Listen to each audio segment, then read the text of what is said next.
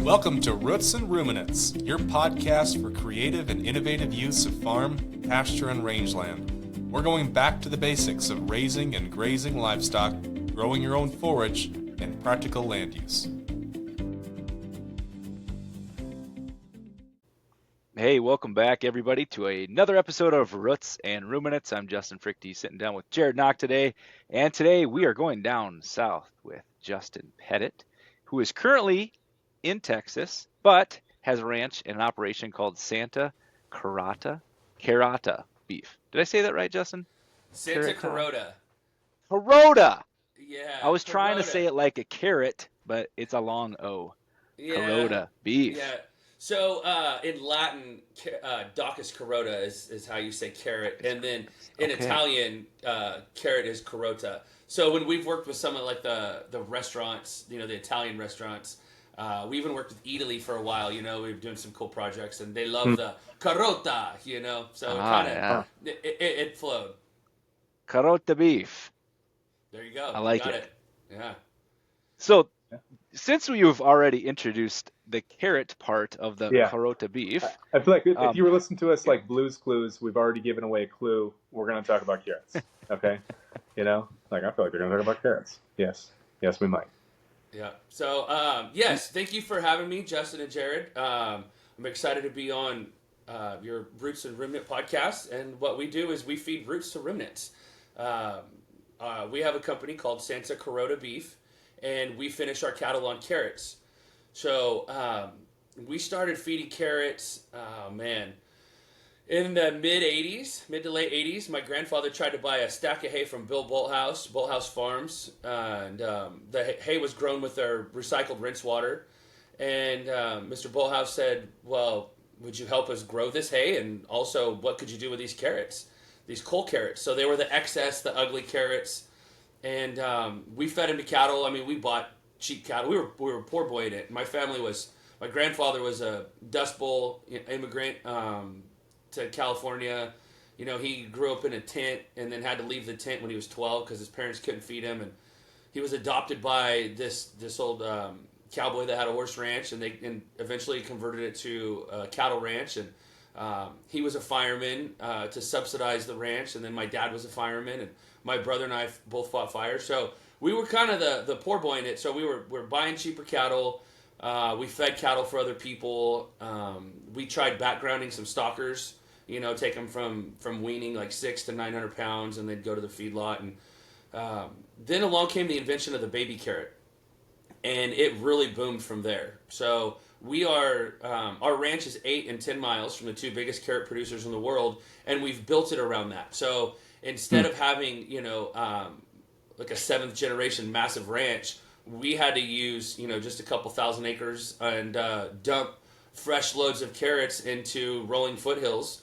And that's how we could stretch our feed and make our grass last longer. And we learned that we could wean calves off of the carrots, and it was a lot less stressful. When that big carrot truck comes in, that's like the big orange mama, and it kind of calms them down. They already know how to eat carrots. And from there, they would go on, and we'd wean them and take them all the way to 850, 900 pounds and sell them to a feedlot. And we did that for years. And about 10 years ago, my dad and I were making some bred heifers during the drought. So we were trying to time the market and the rain, really. So when it did rain, we would have pregnant females to replenish other cow herds. And we did all right a couple years. We did good one year, but the loser was always the ones that didn't breed up. Free Martins, or they'd abort, or you just never have 100% breed up. So we would grain a few out and pedal sides, or we would take them to the auction. And we'd heard of people feeding or finishing cows on carrots in the 80s or 70s for like military contracts, but they always had to take a discount because the fat was a little bit yellow from the beta carotene. And one of my questions. Yeah. Okay. All right. Yellow fat. Yeah. So the big packers didn't love that. It wasn't a consistent product, and but we tried it anyway. We did a handful of them, and the first heifer we did, it was like this Popeye, like not perfect heifer, but we ate it on my birthday, April of 2017, and we were like, dang, this is good. But then it was like, oh man, now we have this thing. What do we do with it?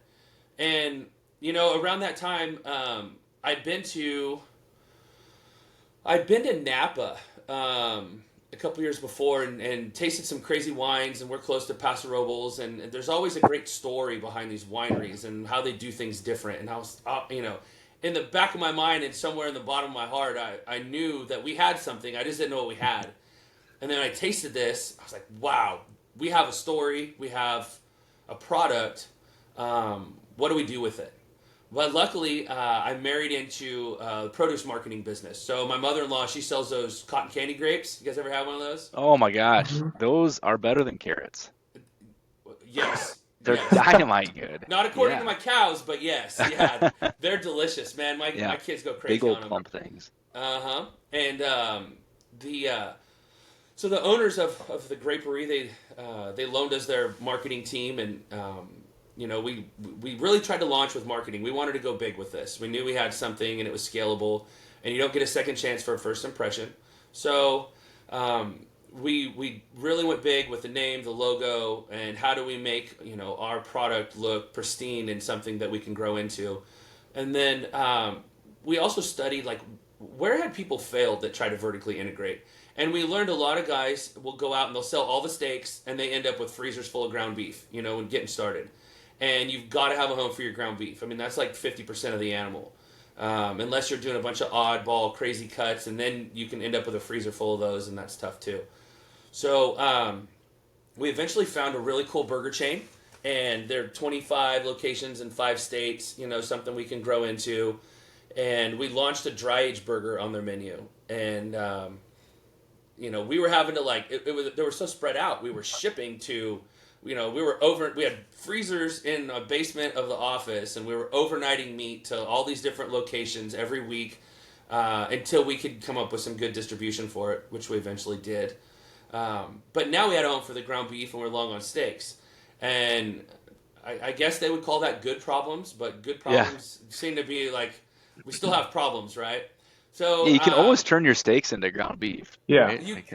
Man, not when you're getting like, you know, $15 a pound plus for steaks. You don't want to sell it for $5. No. Yeah, your banker's going to be mad at you for that one. So we knocked on a few doors, and I would see anybody I could, and we have to give away a lot of meat because everyone wants to try this carrot finished beef first. Like, that's something that I probably don't talk about enough.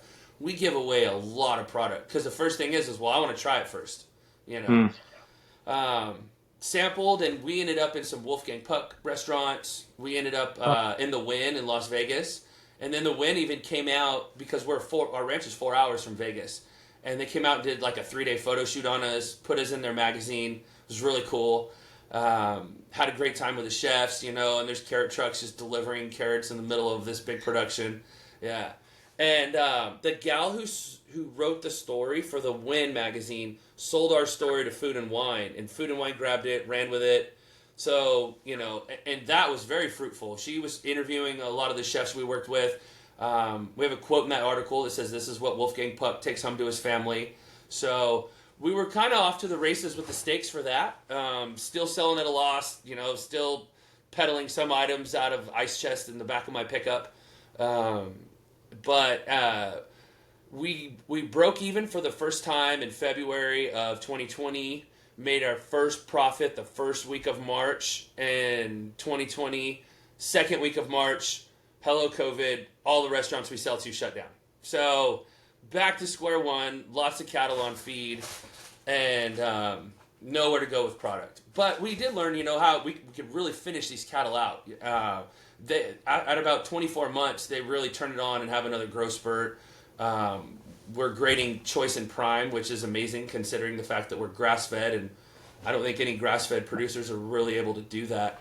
And that's because of the carrots. And so the carrots, when the cows eat carrots are about 90% water. So if a cow's going to eat 15 pounds of grain in a day, it's got to eat 150 pounds of carrots to get that same 15 pounds of dry matter.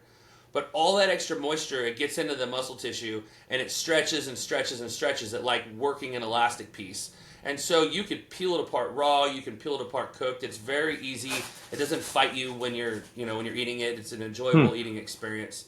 And also, all that moisture goes into the muscle tissue, and it'll kind of pop in your mouth like a berry. It's very light. If it was a wine, it would be more of a Pinot, where a grain finish would be a Merlot or a Cab kind of a thing.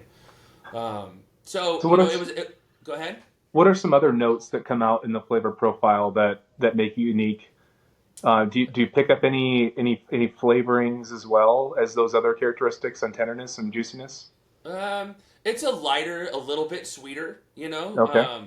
Where cattle are going to either get their energy from a starch or a sugar. And the starch being like a grain. Yeah. And then the sugar being a natural native grass, or these carrots, which are packed with sugar. Now, we've tested it, and there's 0 sugar in the beef, so it completely converts. But you get just a lighter eating experience. But the flavor is a robust beef flavor. It's almost like you want to say, this is how beef tasted when I was a kid. It's a unique eating experience. So we went through COVID, and we were back to cutting meat and trading it to restaurants. We fed a bunch of frontline workers. We would have huge barbecues at the ranch and call the radio stations, and they would bring their vans and load them up and distribute to doctors and nurses. In California, they shut a lot of stuff down, and I felt bad because these are our salesmen. The servers and the restaurant workers. These are who help us. So in the winter time of 2020, when our governor shut it down again, we were giving away cases of meat to any restaurant that was open under protest. But they had the Alcohol Beverage Commission looking us up on social media and taking away liquor license of people who were open. So people had to stop sharing on social media, and it was this big cat and mouse game. They would have to email me directly, and we did it for over a week. And we even have brought pallets of meat out to the ranch, and we prayed over it and had a bunch of friends made a dispatch list, and they helped distribute. And I like to think we did some good things. So coming out of COVID, that restaurant group that we had, the dry aged burger on the menu, we couldn't really quite tackle their full exclusive lineup at a dead run. But COVID shut them down to 5 locations, takeout only. So now we were able to be their exclusive provider and kind of trickle a little bit of cattle through there. They were bigger, they had yields. And then when they opened up, we kind of popped the clutch and away we went. And now we were mass producing, for mass, but a load a week, 35 to 40 animals a week, which is, that's no shake of the stick. That's substantial. Significant. Yeah, 2,000 head a year. And so... that grew on, and we met with some other celebrity chefs that have been great. One of the ones we worked with during COVID was, his name is Andrew Gruel. He's on the news a lot. Yeah, so I follow him well. Yeah, I like his stuff. Yeah, great guy. So he had a burger during COVID that, and he was one who kind of inspired us to do what we did. And he had a burger during COVID that all the proceeds went to the restaurant workers. And I saw that he had the same distributor as us. So I called the distributor, and we were able to donate all the raw material for that burger, for that program. And then last winter, during the Palisades fire in Los Angeles, he set up that distribution center. Yeah. And it was on our hearts. So I called my dad. I was like, hey, whatever you're doing tomorrow, cancel it. Have the guys check fence, whatever. I got an assignment for you. So he loaded up a pallet or 2 of meat in the back of a horse trailer and another pallet on the flatbed and drove down to Gruel's restaurant. And literally the chefs unloaded and they started cooking for all the evacuees. And, we were able to help and do some good there. We were able to continue to supply meat from our e-commerce cold storage in Texas, and then also the packing house, which is way down in Southern California, down in Brawley. So, some good things. We've been able to do a lot of good things with this venture we're on. I have a daughter she's 6, she has cerebral palsy. And when COVID shut her physical therapy center down in Los Angeles, my wife was beside herself. And that was mid-March. And by the end of March, we had a house rented in our neighborhood, and a really good therapist, from that facility up helping us, and she stayed the summer with us. when she went back to work, when they opened, she hated it. She quit, and we sold a piece of property and founded a physical therapy center in Bakersfield, California. And the first year that we were open, 10 kids that never talked, 10 kids that never walk. And so, we've been able to kind of make lemonade out of lemons and make healthy protein out of, ugly carrots at the same time. Cool. Wow. Yeah. I like it. Yeah. Can we go into like the nutrition side of the carrots and kind of the logistics of it? So you're taking in these, are they like odds and end pieces? Are they shavings off of the carrots to make the baby carrots? All What of does it. that look like? All of it. Okay. So when they make a baby carrot, we get the tips, tops, pieces, shavings. Okay. The baby carrots aren't grown looking like a baby carrot. I mean, they can get a couple of them, sometimes on the same carrot, and they'll grow them closer together so they're skinnier. They can get more yield out of a field that way. Sure. So we get all the scraps pieces. We get the ugly carrots, the ones that are undersized, the ones that are oversized. We even take some of their pulp and peel from the juice plant. I mean, there's days we'll get 20 semi-loads of carrots. 20 semi-loads in a day? That's 1 million pounds. Yeah. Awesome. Especially that'll happen a lot for the rainbow carrots because they can't juice them like they can the orange carrots. When you try to juice those purple carrots, man, that stuff comes out looking like a newborn diaper, man. It's pretty black. So When did we get rainbow carrots? have you seen those in Nope. the store? Okay, so not one carrot. It's like a mixture of like white, yellow, purple, orange. It's like a medley. No? They have not moved their way all north in the yet. same carrot, Maybe they or have. just different carrots, different colors. Different carrots, different colors. Okay. No, Huh. not in South Dakota. We don't get that kind of fancy stuff. Jared, I Okay. bet our wives are going to listen to this and go, those idiots, they Yeah, do too I've have been those. But I haven't seen them. kids. I pack their lunches with them. You just don't know about it. Yeah. Yeah. Probably. Okay, so you get, Yeah. don't they spoil? Like if you get this wet stuff in, or how fast do you have to feed it, or? So they can in the heat.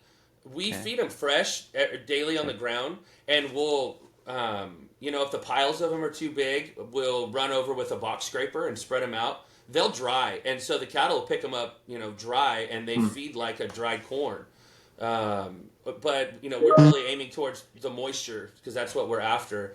But I mean, 100 steers is going to blow through a load of carrots in a day, and so and they come in daily, fresh deliveries, and we have a guy on site that's dispatching what fields because we're a free range concept, so they're in large pastures, and then we have fresh daily delivery of the carrots, and then they also eat the native grasses on the hill as well as we'll supplement with like a sedan grass. And the sedan grass is actually grown with the recycled rinse water from the carrot facility.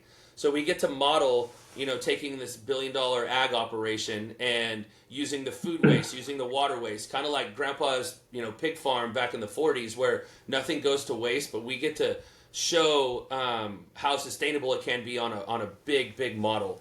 We hear the word regenerative used a lot, and I think it means something for everyone. When sustainability was the buzz, it was like, well, our ranch has been around for 8 generations and we're profitable, so we're sustainable.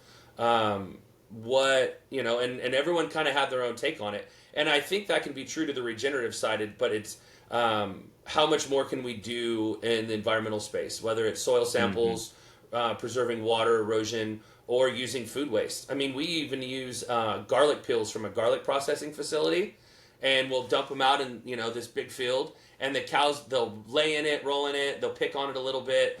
And that's kind of like a natural pest repellent because the garlic helps keep the flies off. Yeah. Now, we don't feed it that close into the meat string because, we wouldn't want your steak tasting like, rotten garlic or anything. There's a lot of sulfur in it. And you could smell them. It smells like a pizzeria when they're walking around out there. But that's our take on being regenerative. We're feeding more cattle on non-farmable ground. And it's not a feedlot concept, which is nothing against. But that's how this is what these are the tools that God gave us and where He put us and where we're going with it. And so, go ahead.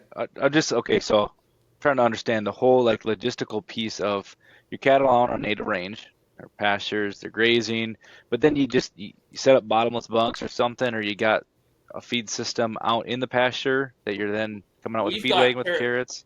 We've got carrot truck drivers that'll drive out on the foothills and drive to the top, and then just The, drive right down through it and unload. We even the use semis themselves are actually just delivering them onto the field. correct. And then you might come out there with a box scraper to level them out if there's a bunch of them. And then, so then how fast, like the calves come running and they're mobbing the carrot pile, or what is? Oh yeah, they'll come running off the hills for it every day. And then when it's hot in the summer, they'll even lay in the carrots to cool them off because those carrots came from a cold storage or a cold processing facility, you know. But yeah, they eat them. They get a lot of their moisture from it. I mean, it takes less than 50% water usage than a conventional feeding system because they're getting so much moisture from the carrot diet. So like if the carrot plant's slow or there's a 3 or 4 day weekend and we're not getting as many carrots and they're eating more drier hay, man, we really see we're pumping a lot more water. Whereas when they're just hammering the carrots, you know, we go through a lot less water. But yes, to answer your question, the carrot trucks, you know, daily, we might get a couple loads in the same field in one day if there's a few hundred head in it. And then we have, you know, salt. They go through a lot of salt, you know, retaining the water. Sure. And then, you know, we have the dry hay available in a manger. It's not mixed like a ration. And so their bodies kind of tell them what they need. And if we feed them out long enough, we can, you know, we can have a 750, 800-pound carcass and it'll grade choice and prime. So I'm guessing, like, not, especially the pulpier stuff, right? Not everything is cleaned up off the ground, and even if it was, it's where they're trampling, coagulating, you know, coordinating and stuff. What's the ground look like 3 months, 6 months, a year, 2 years after a carrot deposit? You know what I mean? Are you getting different grasses to come? Are you getting more organic matter there? Yeah, you'll see the grass will kind of die off where we feed it heavily. Yeah. We try to rotate it, Okay. and I brought you know one of the VP of farming from one of the carrot facilities out, and I asked him about that. I said, should we be concerned? Is this a, you know, chlorine water that they're washing with or something? And he goes, no, this is like when you compost on a site, it's all the heavy organic matter that is concentrated. And so we see, like, when on some of the fields that we feed seasonally, you know, like if we're doing some replacement heifers, you know, and we want to give them a load or two a week for vitamins, nutrition, keep them fleshy, then once we pull the cattle out of there, the grass will grow back and it's fine. Mm-hmm. But it will, you know, the heavy concentration of cattle and the organic matter, it'll kill the grass around it. And there's so many cows, not one blade of grass stands a chance because they're just going to eat it. Yeah. Have you heard of bale grazing? That concept of bale grazing, where they'll basically you're taking bales and you're leaving them out in usually a hay field, might be a crop field, but you're then fencing off an area just for a certain amount of bales for a certain amount of head to graze for a certain period of time. And then you'll move that fence, or you'll take it down and let them in the next one. So wherever that bale was, obviously your litter contents were really heavy, and you might have dead grass underneath there for a year or so. But ultimately, you're putting a lot of litter back on the ground, and organic matter is going to increase, and it should come back even better. So it's kind of the same type of concept that you're talking about when a delivery truck comes in, dumps the carrots, the cattle all graze it, kind of dies for a little bit, but then probably comes back pretty good. Yes, and we're not flat at all. So I mean, it's okay. rolling hills, and you'll see, like, during the rainy season, we will, you know, pull cattle out of one pen, one field. You know, they're probably 10 acres on the small side, and let the rain kind of wash everything, clean it off, and then and we'll rotate pastures that way. But it's a barbed wire, six wire barbed wire fence, and we will let one field at a time rest, so they're not just standing in it. You know, we've never had the problem, but we've always, you know, had it in the back of our mind of, like, coccidiosis from birds, you know, because you'll see some birds out there eating carrots or whatnot. So let it, you know, just kind of let the Mother Nature do what it does and wash the hills off and clean it, and then the grass starts to grow back, and then we'll rotate it around that way. Yep, that makes sense. Yeah. So anyway, we're coming out of COVID. We launched with you know, the burger chain, and we're up and running, and then I was visiting my brother in Houston a few years ago, and I knew we needed to do a direct to consumer model because we have distribution on the West Coast and then someone in the Northeast. We have a seafood company that handles some beef of ours in the Northeast. They supply the Pittsburgh Steelers for us, so the Steelers use our beef for their nutrition model. But how do we get it to everyone else? And I found a company that was in outside of Austin, and I reached out to them, and they got back to me within a few minutes. They said, "Hey, the owner said if you can be here before noon, he'd love to meet with you." Literally threw my boys in the truck, drove, and in the middle of a cornfield, there is this cold storage being built, fully automated pick and pack, and their business model that they were building into was, we want to be a frozen model for like a frozen farmer's market that we can reach 48 states. They had the dry ice pellet machines there. They had a backup for it, so you're not constantly dependent on that. And once they launched, we were able to launch with them. And so now we have an e-commerce program. You can order off our website. Amazon recently came to them and asked for some help in the frozen food space. So we've been able to put our ground beef on Amazon recently, and that's been kind of fun and interesting to push. Today's marketing is so different. It's good. We have like affiliates and influencers that are out there, touting about it and talking about it. And but social media really helped us. So where we were we were poor boying it before, just dumping carrots out in the middle of a field. Once we showed the world what we were doing, and that the yellow fat is okay and it's actually healthy for you, and there's full of B vitamins, the response has been incredible. So we get a lot of intrigue. I answer emails every day, direct messages on social media, but it's been really good to constantly enlighten people and let them know who we are and what we're doing and show them the world of it. We had a video that went viral, like 5 million views or 6 million views, and it was literally carrot trucks unloading. I've been watching carrot trucks unload my entire life, and to me, there was no way that this is fascinating, but people love to see carrot trucks unloading and cows chasing after them and just gobbling down on carrots. That's awesome. Yeah, I can see the beta carotene infusion essentially into the beef being really popular with a growing subculture, to be honest with you. Yes. So we do a 70-30 ground beef along with our 80-20. I like the 70 because the viscosity of the fat is lighter. Okay. And there's a lot of information out there now with the carnivore movement. Fat is fuel, and our fat is essentially it's beef, but it's carrot smoothie at the same time. So we had the 70-30 tested, and the 70-30 on a 4 ounces of it is 80% of your daily B12. So wow.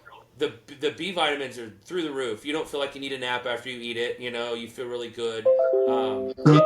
In Vegas, it's a fun sell because we can sell it as a hangover burger. Like, look, this is your B12 shot right in a good burger. That's great. Yeah. Man. I bet your product is really popular with vegetarians and vegans. I'm just kidding. No, because eating the carrots. Most vicious people on the internet are the vegans, man. They will come after you. They're so angry. They're so freaking hungry. They're so hungry. They're mad. I think so. I think you're right. Yeah. Jared, there's a hangry epidemic going on in that culture, and I'd love to solve it for them. But we do we do get a lot of the moms that say, "Man, I can't get my kids to eat carrots, but my kids will eat your ground beef in Sloppy Joe's or spaghetti or in the tacos." And hey, more power to you. Like, that's what we're here for. We'd love to know that we're helping in that sense. Full disclosure, I will eat almost anything, but carrots are my kryptonite. I'm the guy that picks the shredded carrots out of the salad from the salad bar and puts them on the side of the plate. Yes, I can't do carrots. I cannot eat carrots. But this would be my most preferred way to consume carrots by far. I'm your guy. I'm your guy. Yeah. And then a big gap between your carrot-fed beef, then carrot cake, and then like 1,000 degrees of hatred towards the bottom of every other kind of carrot. Okay. Not even if it's cooked, like in a stew or something. Okay. No, I pick them out. As well. I'm the weird guy at a nice meal that will pick the carrots out of the beef stew and put them on the plate like a small child. Okay. That's Yeah. all right. We got you covered. That's more feed for our cattle. I could send them to you, and then I wouldn't be wasting it. There we go. If you get an envelope with a little baggie of carrots in every once in a while from South Dakota, Here, add this it's to me your feeling bad about wasting food and like hoping that you can use them. add this to your 6 semi-loads of carrots today. Or wait, hope I it guess I helps. have cows. I could probably just feed them too. There you go. Yeah. They'll appreciate it. There you go. Yeah. No. So this is really cool. In fact, I hope you're so successful that all the carrots just go this direction, just the whole carrots, that these guys just give you all the carrots, and there's no more carrots Stop feeding showing them up in people. salads when I order a side salad at a restaurant. I think they might get pretty expensive if every carrot in the United Yeah, States. you actually need people to want to buy the actual carrots for this to work. Yeah, Okay. yeah. We need the demand so big that there's a bunch of ugly carrots out there, and All right, okay. And flood the market with them and keep them cheap. Fair. All right, I redact my comments about carrots. Carrots are great. Yeah. Well, that's what we're here for, though. If I could get you some carrots that all you have to do is eat a big old ribeye, then we served our purpose. Yeah. And we actually, we work with some autoimmune, celiac, histamine-sensitive folks. Yeah. Some that are, not just any carnivore diet works for them. They've got to have either a grass-finished or I'm learning about this non-aged beef where there's folks that can't have something that was hanging in a cooler for 21 days. There's some histamine sensitive people, and we can do that because we process at a larger packing house. Yeah. So we harvest at One World Beef down in Brawley, California. It's a Temple Grandin facility. It's an old national plant. Very clean. Like you could have surgery on the floor of this place and not feel bad about it. And what it is the owners, they've got enough cattle for 3 or 4 days a week, and then they fill the rest of the time with toll processors like us. So we could do a minimum of 1 load. They like more than that, but they could do a minimum of a load for us, and we still have access to, their transportation department.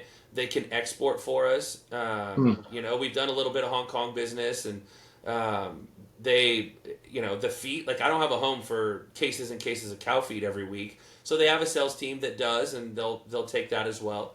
So it's been kind of nice. I mean, we're very fortunate. Having the carrots close to us and building the ranch around it is part of it, but also having the availability to harvest and on a large scale, but with not too big, not 1,200 head at one time, where a lot of guys want you to do. So we've been blessed in that avenue. What a huge advantage having a packing plant like that. Because most of the people that are selling, they want to go to this direct consumer market, and they're going to their locker. They don't have a home for any of the KPH or hide, obviously feet, any of that stuff. And so, if you can fill that with sales, that's a big advantage. That is. It's great. And so, we might not have all of our beef cheeks sold or all of our hearts or livers, but we'll have special orders where because we get a premium for our product. Yeah. But, if we only need, let's say I'm going to make 10 cases this week, but I only have orders for 5, I could tell them put 5 in our boxes and then have your sales team sell the other 5. And it is a huge advantage. And it's just been a blessing. If we try to do this somewhere in your neck of the woods, it's either going to be a huge packing house where we've got to do over 1,000 head at a time, or someone who's processing deer and making jerky in the back, Yeah. You should tell Chef Gruel to do a feature on beef cheeks or all cheeks. Like, I think that is such an underutilized cut, and I think it'd be prime for like good exposure right now as people are open to a lot of new things. Because I don't eat beef cheeks a lot, but I started when we process our own. We just do family butchering, and like 2-3 years ago, I was in Spain a couple of years ago on a trip and had pork cheeks. I'm like, this is amazing. This is like the only dark meat left on a commercial pork production system today.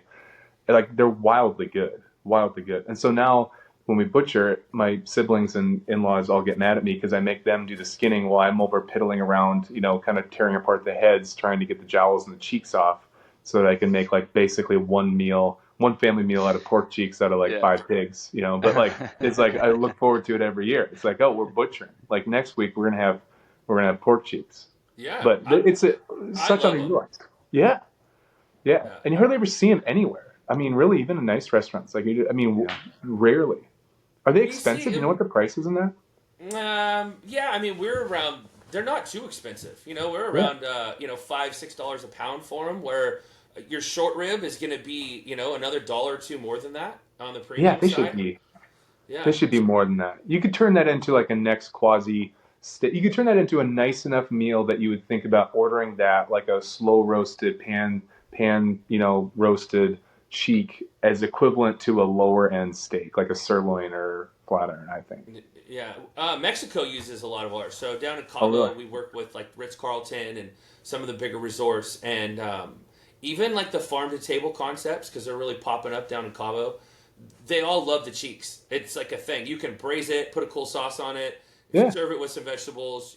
Not carrots for you, Justin. We could do some potatoes or something. Anything else? Anything else? Yeah, but Yeah. I mean, they use a lot of it, and we've had some like Italian places and nicer places use them. But the volumes of them, like you're saying, the demand isn't there to really gobble them up. Yeah. We're seeing a lot of like the skirt steak market's just crazy right now, and I don't know if you guys have been following why. With the shortage of cattle in the United States, the beef on dairy concept has really grown. I mean, I think it's like 17 or 18% of the cattle on feed. Oh, yeah. Okay. So I know what you're going to say. Yeah. the livers, Yeah. The leaky gut syndrome is causing too much trim that the skirts are getting thrown away. skirts are getting out. Yeah, there's Son of a gun. Yeah. Dang it. Oh yeah. So over 50% of the livers are abscessed in those, and Holsteins they're bred for that. We've genetically made them able to take hot feed for their entire life, but now that we're bringing in some of these like amazing genetics of the Angus, they might yield better and they might marble better. They might grow faster, but they're not conditioned for that still environment. not there to go on grain at 300 pounds because No. not coming So out this of is, a calf ranch. and this really confounded people for a while because they figure, okay, we know that Holstein steers fed have higher liver abscesses than natives, raised on grass, everything. So everybody assumed that when you cross the two, you put Angus in there. Well, it'll be halfway, right? If Holsteins are 15-20%, Angus are 5-8%, it'll be like, probably halfway between. And then it was like 3 times more than the Holsteins. And we're like, oh no, Holsteins don't have a problem with liver abscess genetically. They have a superhuman, or like it's their superpower is to be able to handle prolonged periods of acidosis. And so that's why it was so low. Then we crossed them with beef and it exploded. And we're like, what's going on? There's not decades and decades of genetics Right. going into long-term corn Exactly. feeding. The Angus, they go on grain at 850, 900 Yeah. pounds. Yeah. So when you put them on at 300 pounds, that long-term feeding, then you go back to the 10 years ago when there was antibiotics in feed to keep that down, but now that's not around anymore because of it's much more the regulated. market didn't want it. You got to have a vet sign off on it, and it's a whole Right. thing. Yeah. So- Well, actually, I think Justin and I are doing a podcast on this later this summer, actually talking about this, because that's one of the things that, this is nothing to do with carrots, but ties back into what Justin and I do, which is help people understand how to create higher quality and more abundant forages in feeding operations so that they can step those cattle up a lot slower, right? So that you can grow on more forage. And so you're not enticed to take those beef on dairy crosses or any of those cattle and put them on full feed like you would calves coming off a ranch, but really move them into a prolonged backgrounding stage with much more, good quality forage for that time period to really reduce that. How do you get the market to want that? Well, so I think that the market will respond to it now as there's more communication between the calf ranch, the backgrounder, and the feed yard, and the price of cattle. Because cattle feed used to be like feed cheap corn to cheap cattle, and away you go. And now it's like you feed a little bit more expensive corn than it used to be, but way more expensive cattle. So you cannot make mistakes. And you can't have, leaky gut syndrome and things like that, taking cattle out at a late stage because you have so much invested in the calves themselves. So I think that moving a higher value to the calves is going to actually lead to people thinking about not just health from what do they get for vaccines, but actually metabolic and gut health. Like the same subculture that's really focused on gut health in humans right now. It's kind of a growing subculture of nutritionists and people rearing cattle saying, how much are we thinking about gut health in cattle and what can we do? How can we do it differently? but you're gonna have to feed them longer then, right? Like if they're on a grass product longer, but these cows are, I mean, $2,500 a head plus right. your yardage. Your exposure's out there longer, and if you could kill them at 18, 19, and I'm not defending that model. I'm just playing the other side of it. It's hard, you know. When I could kill them at 18, 19 months and get my money back and maybe a little profit, then you do it and play the volume game. Even though, you know, the longer we've learned, the longer we feed these cattle, the closer you get to 24 months, and we harvest under 30. So if you go past that, you know, 26, 27, 28 months. The flavor profile is amazing. The nutrition is amazing. Yeah. The yields are astronomical, you know? Yeah. So it is more beneficial to go longer, we feel. But, man, when money's expensive and if you're borrowing money to buy cattle, it's a hard sell in the mirror to do that. And I wish people did feed them out longer, but it's going to be tough. To your point there, Justin. So one of the ways you can do that is say it used to be like your roughage, right? Is kind of like the bottom end thing you buy from a feed yard standpoint, right? It's like whatever's cheapest. So we got some CRP hay, great, sounds good. You know what I mean? Just, you know, a little, maybe some straw, whatever. You use it as like a minimal amount of scratch to put in with the maximum amount of carbohydrates. But if you replace that really poor quality rough forages, I mean, think of all the corn stalks that get fed in an Iowa system. Replace that really low quality forage. If you go to a really high quality forage, if you put up a BMR sedan grass, BMR pearl millet, where you've got sugars coming on the outside of it, you're getting the extra fibers, but you're also getting, like you just talked about, much more of those sugars and nutrients with it, which means you don't need to slow cattle down as much by increasing the forage if it's significantly higher quality. That's the easy mindset switch to say, okay, maybe we can feed more forage if it's a lot better than what we've been buying or using in the past, without taking gains down. Yeah, I agree with you. We'll probably see better gains. You know, the TDN's going to be better in some of these higher quality products. You know, the protein's going to be higher, and you're going to see you will see some better gains. Yeah. But what do you do with the cheap stuff? Somebody's going to feed it. You know. Right. Feed your cows. Right. Yeah. Yeah. Feed your cows. Yeah. Not to your calves you're trying to gain the most. Yeah. Right. No, but, I agree.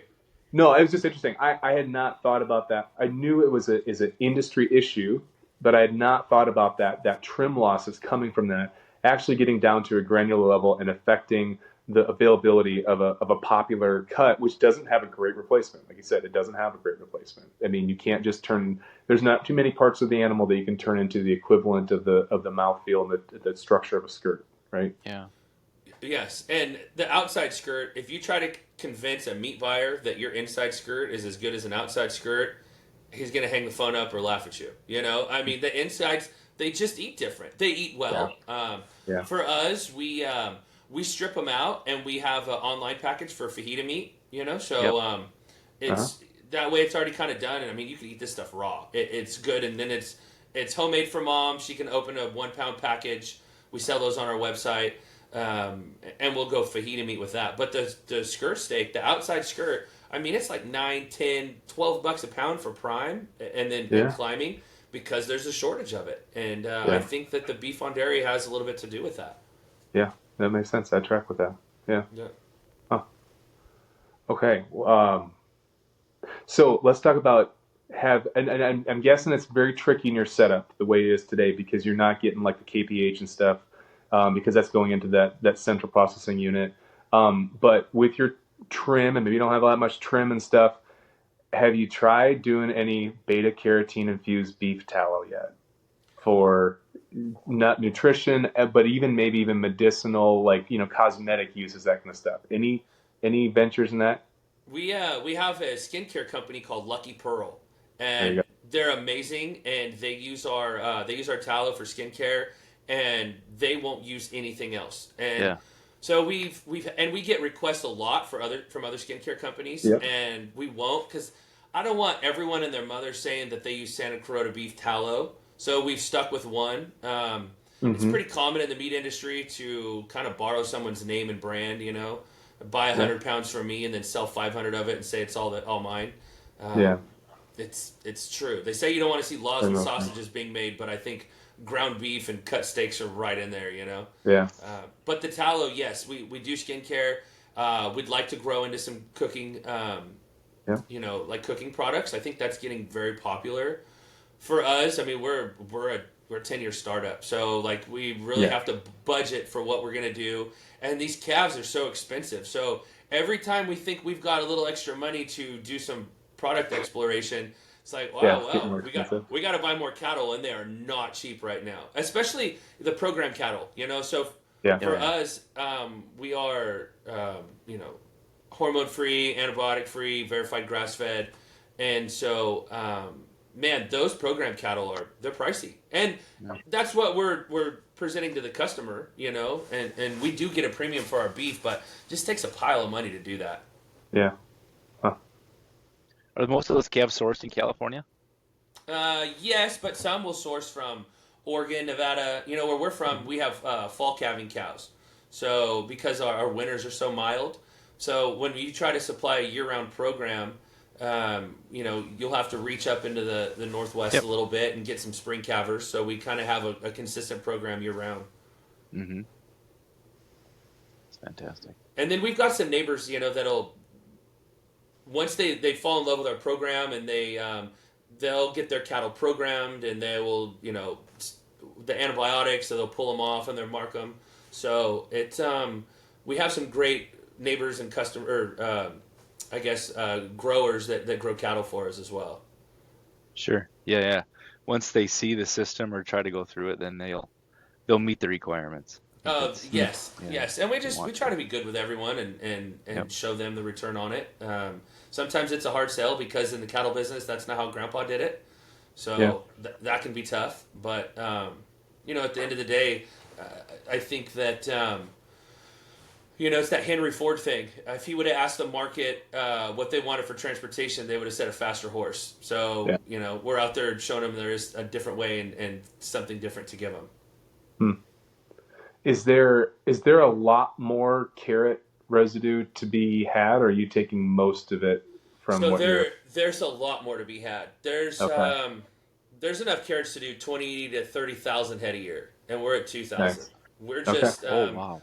yeah, we've been oversold and undercapitalized since the beginning. So we're working on a capital raise right now and trying to find investors with it, and that's a slow going process. Coming out of the last administration, money's, everybody's holding their breath, and the tariffs to kind of see what's going to happen as well. But we plan on growing this thing as big as it can get. The rest of that carrot residue today go into just conventional dairy diets, conventional feed yard diets, just go in the bunk as a part of the ration? Yeah, so it'll go to dairies. Dairies like it a lot during the summer because the cows it'll bring them out of the shade and to the bunk because they love the carrots that much. And then we dry some of the excess carrots, the pulp and the peel, and that'll go into custom feeds or pet food blends or whatnot.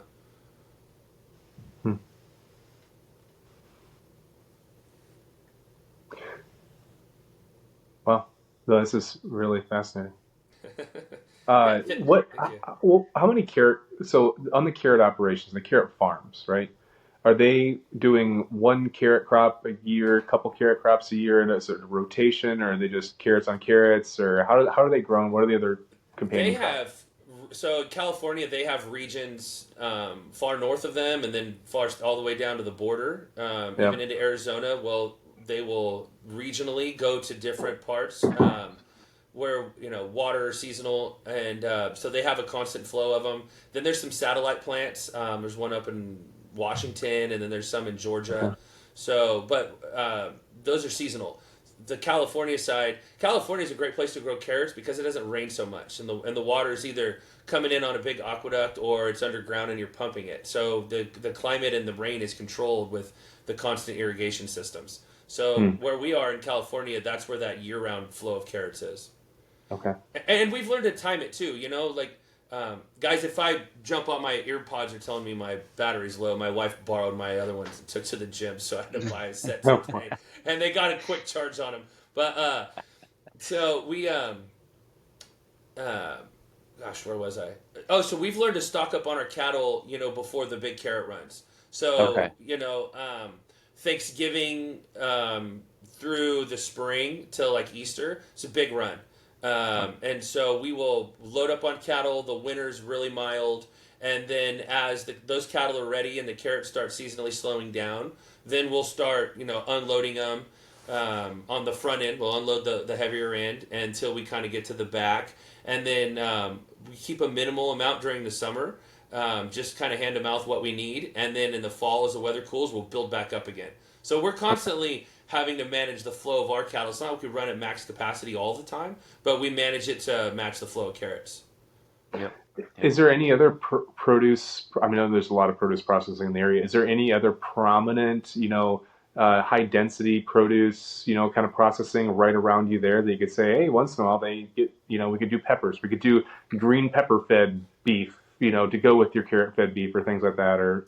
Yeah, there's a lot of potatoes, and potatoes cattle do great on. Yeah. I mean, they feed like corn. When you feed them whole, they can choke. Yeah. So you got to make sure your cattle are never really hungry when they eat them, because if they eat them too fast, they'll choke. But potato is not that. It's a starch, and it'll pull us out of the grass-fed guidelines. So if we used to take vines from a tomato greenhouse when they trim the vines, and there was a lot of tomatoes on there, but that's a nightshade, so that pulls us out of the grass-fed guidelines. So for us to be verified grass-fed, we really have to stick with carrots and grass. Huh. Can you feed beet pulp as grass-fed? We don't have the access to the beet pulp. I think you can. Okay. Because we use, like a beet pulp or a sorghum-based protein tub where we won't use a corn-based. But we don't have as much access to the beet pulp. We'd have to be trucking it a lot further on the wet side. If we did it dried, we'd be just kind of competing on the commodity market. I feel like our availability of carrots that's there, plus being, so close to the big carrot producers, that it's like a keep it simple thing, just grass, carrots, salt, and a supplement tub. And that works. Yeah. Yeah. But it can be done. Yes. I mean, I've heard there's some guys in Canada doing some potatoes. Eats a little different, not as sweet as ours. There's some citrus guys, in the Northern Valley they're feeding them citrus, but they're also, there's some scratch, there's some little weed or sedan, and then they're putting corn to it too. So it's just some moisture in there, almost like a silage replacement. But as far as like a heavy 95% vegetable diet, that's us. Yeah.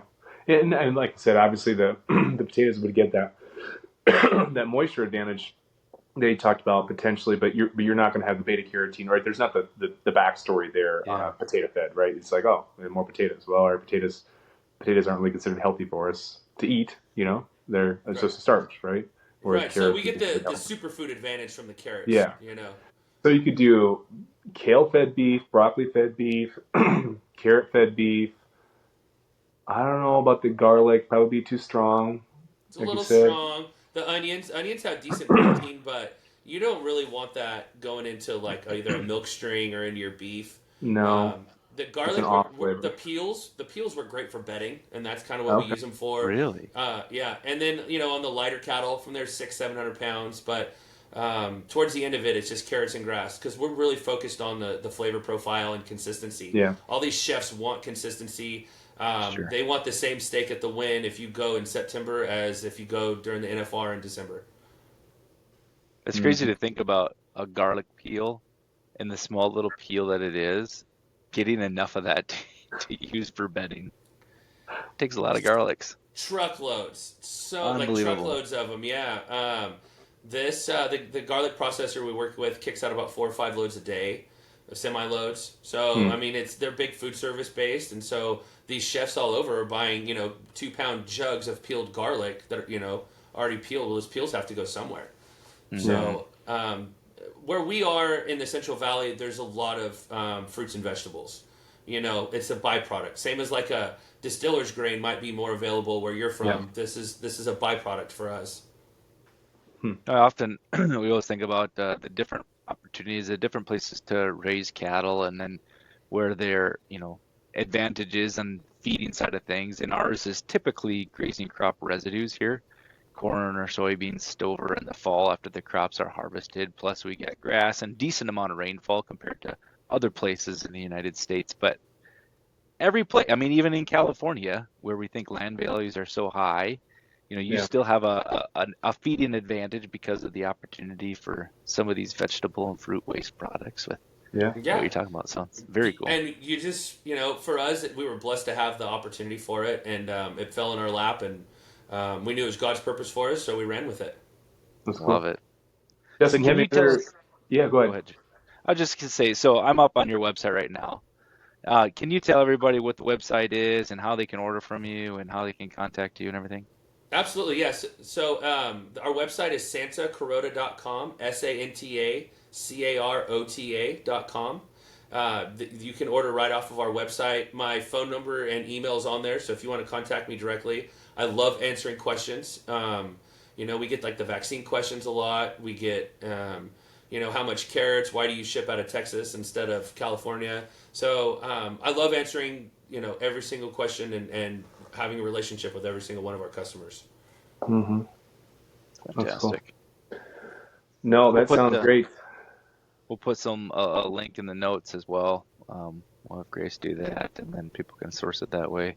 But definitely appreciate the time here today. This has been fascinating. We're almost 100 episodes in or somewhere around there. I don't even know what episode we're on. I always say we're around 100. We've been that way for a while. Maybe we're over that. Maybe we're still under it.